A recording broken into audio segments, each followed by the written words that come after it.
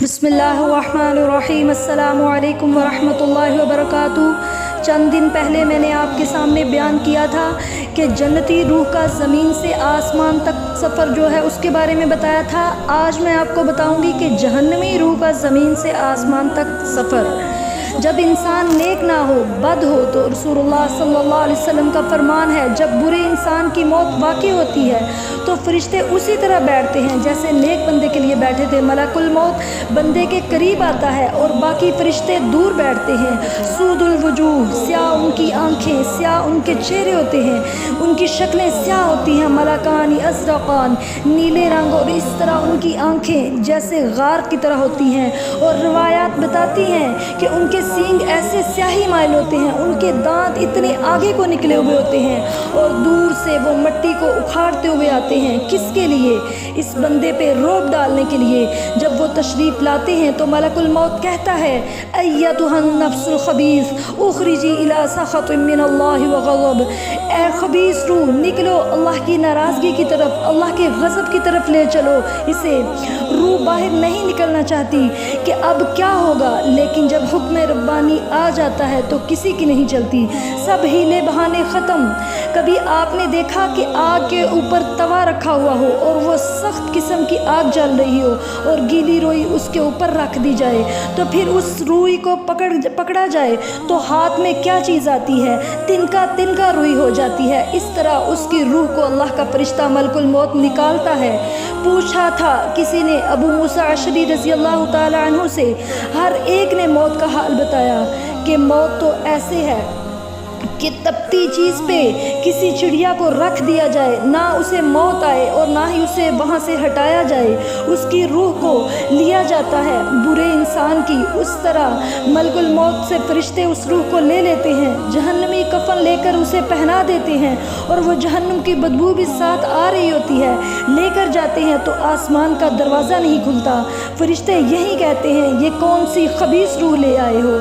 اسے آخر ساتوں زمینوں کے نیچے دھکیل دیا جاتا ہے۔ جب دوبارہ حکم ربانی ہوتا ہے تو اس کو واپس لے جاؤ۔ چاہنے والے تو ایسے لوگوں کے بھی ہوتے ہیں جو قبر میں دفنا کے آتے ہیں۔ رسول اللہ صلی اللہ علیہ وسلم نے فرمایا اور قرآن مجید میں بھی آتا ہے لا تفتح لهم ابواب السماء، کہ ایسی بدروحوں کے لیے آسمان کے دروازے نہیں کھولے جاتے۔ رسول اللہ صلی اللہ علیہ وسلم نے فرمایا اس کو وہاں سے ہی پٹک دیا جاتا ہے اور آخر فرشتے آ کر سوال کرتے ہیں، اسے بٹھاتے ہیں اس حال میں کہ نہ جانے اس پہ کتنا خوف ہوتا ہے، اور کہتے ہیں من ربو کا، تو کہے گا لا ادری۔ آج بھی اگر کسی سے پوچھا جائے تو کہتا ہے کہ وقت نہیں مل سکا، اللہ کو نہیں جان سکا۔ 25 سال کی نوکری کے لیے دھکے کھانے تو قبول ہیں، لیکن 25 کھرب کیا ان لمیٹڈ زندگی میں جانے کے لیے کوئی تیاری نہیں۔ ریٹائرمنٹ تو 25 سال کے بعد ہو جائے گی، تو جو زندگی کے 3 سوال ابدی زندگی کے لیے ہیں اس کی کوئی تیاری نہیں۔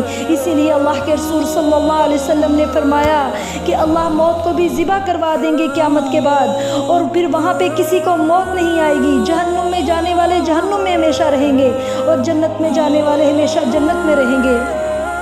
اور پھر اس سے کیا پوچھا گیا؟ من رب کا، کافر، منافق، ملحد، جو اللہ کی ذات میں شک کرنے والا، مرتد، فاجر، فاسق، اس سے پوچھا جائے گا من رب کا، بتاؤ تیرا رب کون ہے؟ تو کہے گا ہا لا ادری، میں نہیں جانتا۔ یاد کرے گا، یاد کرنے کی کوشش کرے گا، اس سے کچھ یاد نہیں آئے گا۔ رسول اللہ صلی اللہ علیہ وسلم نے فرمایا کہ فرشتے پوچھیں گے ما دین کا، تو جواب وہی دے گا ہا لا ادری۔ اس نے کبھی نماز پڑھی ہو تو جواب دینا، اس نے کبھی اللہ کے رسول صلی اللہ علیہ وسلم کی اطاعت کی ہو تو جواب دینا۔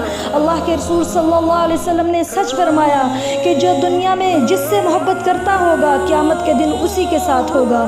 اللہ نے قرآن میں فرمایا کہ لا تتخذوا اليهود والنصارى اولیاء، کہ نہ تم یہودیوں اور نصارہ کو دوست نہ بناؤ، عیسائیوں کو اپنا دوست نہ بناؤ، لیکن آج ہم ان کا لائف سٹائل اپنانے پر فخر محسوس کرتے ہیں۔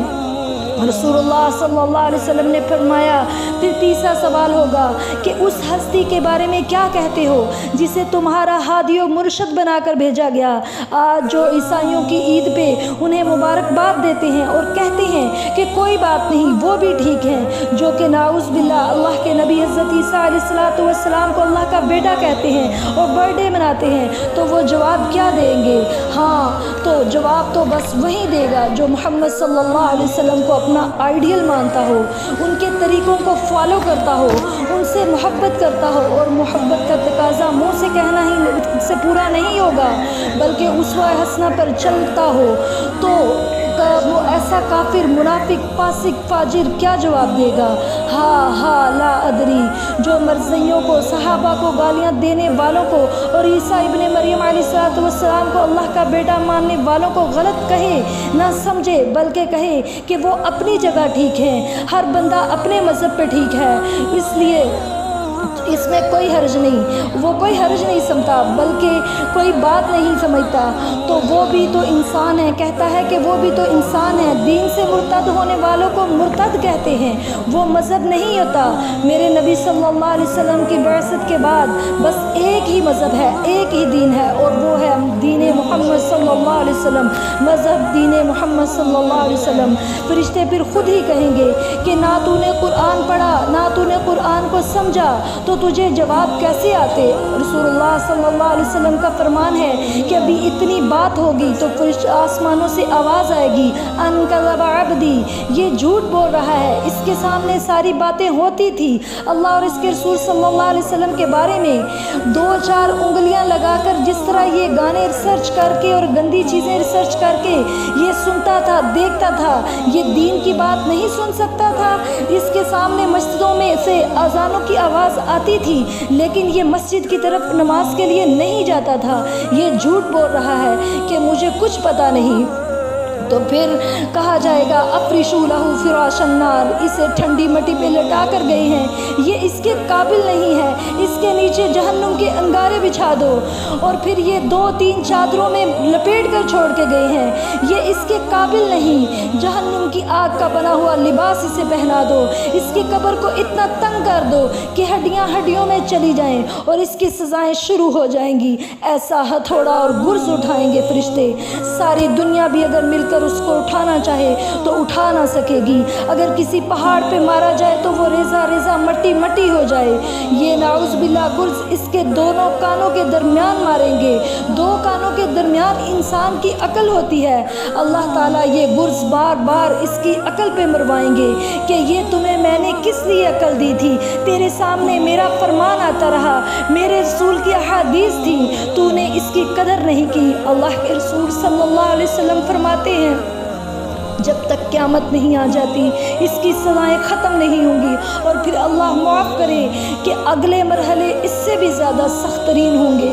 میری اللہ سے دعا ہے کہ اللہ ہمیں اسوہ حسنہ پر چلنے والا بنائے، اللہ ہمیں شرک و بدعت سے محفوظ فرمائے، اور اللہ تعالیٰ ہمیں دوسروں کے لیے بھی ہدایت کا ذریعہ بنائے تاکہ ہماری اس کی وجہ سے نجات ہو سکے۔ اللہم ارزقنا شہادۃ فی سبیلک، اللہ ہمیں شہادت کی موت دے، اچھی حالت میں موت دے۔ السلام علیکم ورحمۃ اللہ وبرکاتہ۔